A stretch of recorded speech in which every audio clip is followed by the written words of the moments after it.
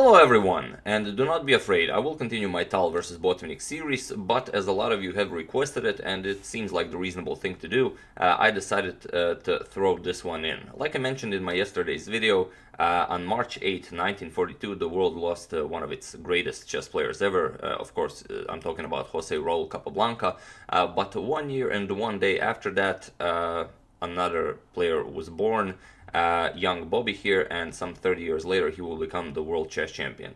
So it's his birthday. I thought it would be a nice gesture to show a nice game by him. For those of you who maybe read or have a copy of my 60 Memorable Games by Bobby Fischer, this is the first game from that book. We have Robert James Fischer with the white pieces against James T. Sherwin.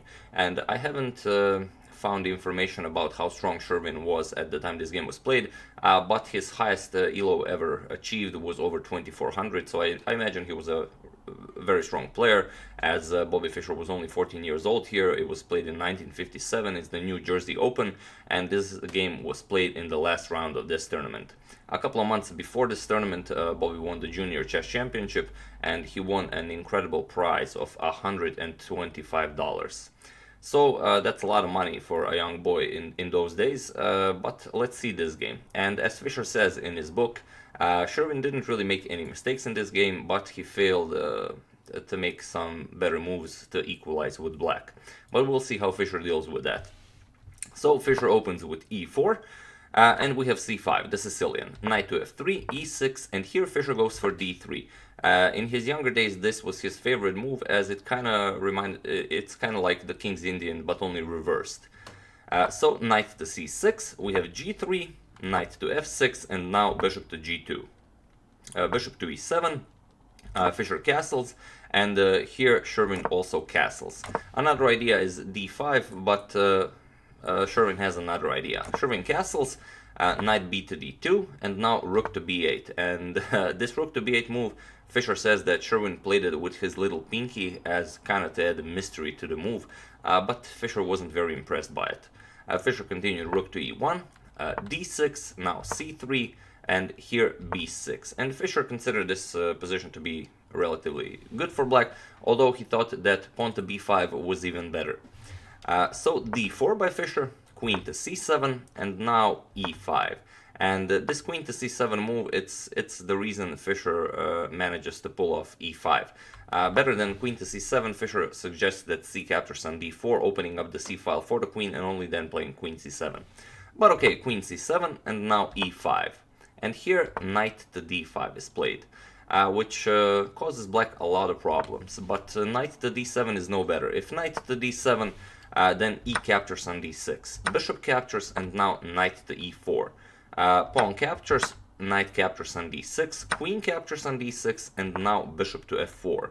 And this, of course, attacks the queen. The queen has to move, and then black loses a rook. So if you want to stop this, you have to push e5, but that's no better. Simply knight captures.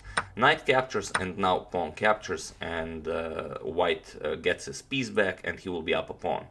So after this e5 move, knight to d7 only brings problems for black, so Sherwin tries knight to d5.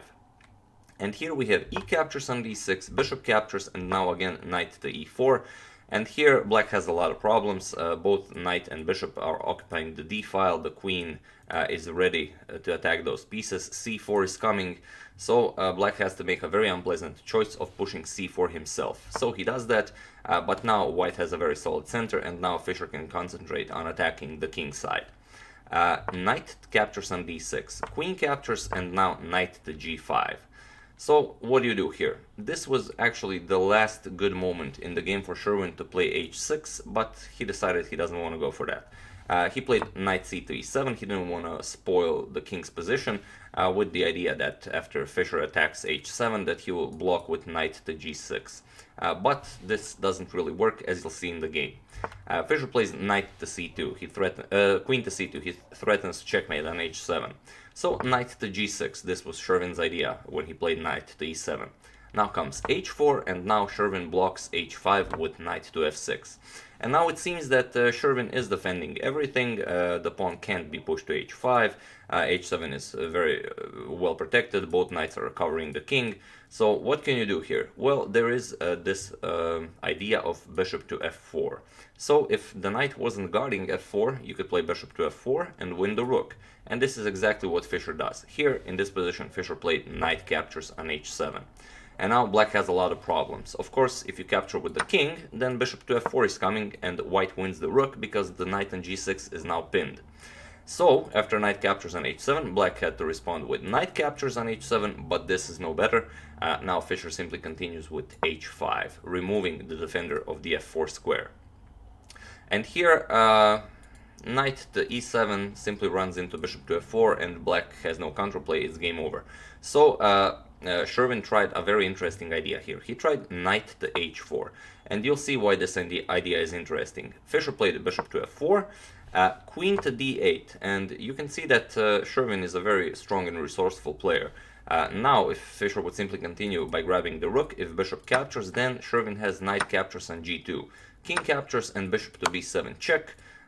You have to block this, and now queen captures bishop, and black would have a lot better position here with two pieces for the rook. But Fischer, of course, isn't going to fall for this. After queen to d8, Fischer simply plays g captures on h4, and the rook on b8 is still attacked. And here, you don't really have a good move with the rook, as both bishops are slicing all the way there. So this rook is doomed. But again, Sherwin tries a trick against Bobby. He plays rook to b7. And here, again, he's hoping for bishop captures rook. If bishop captures rook, then bishop captures bishop. And then with the weak king position and this very strong light square bishop, Sherwin would definitely have compensation for the exchange. But Fischer isn't interested in the rook. Fischer pushes h6. He continues attacking the king side. Queen captures on h4. We have h captures on g7, and now king captures on g7, and this is now the move that Fischer describes as suicidal. Black's last hope would be something to maybe play rook to d8, rook to d5, and maybe transfer the rook to h5, but that's a lot of moves, and white would also have a say in this. But Sherwin played king captures on g7, and now comes Fischer's onslaught. Rook to e4. Now Fischer is threatening bishop to e5 check, winning the queen, as a discovery from the rook will open up. So queen to h5, and now rook to e3. Again, with a terrible threat of rook to h3, attacking the queen, and when the queen moves the h7 knight. If the queen blocks, then bishop to e4 is coming.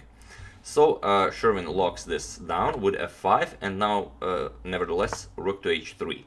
Queen goes back to e8, and now Fischer can win a lot of material here. He can grab the rook on b7, he can play rook, bishop to h6 check, winning the rook on f8, so he can win a lot of material here, but he feels there is something more in the position. He plays bishop to e5 check, knight to f6 blocking, and now queen to d2, with the idea of coming to g5 with check and picking up the knight on f6.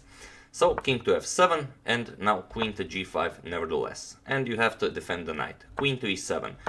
If you try to defend the knight with king to e7, now the rook and king are defending the knight, you're simply getting checkmated. Rook to h7 check, as the knight on f6 is pinned. Rook blocks, simply queen captures, now the rook is pinned.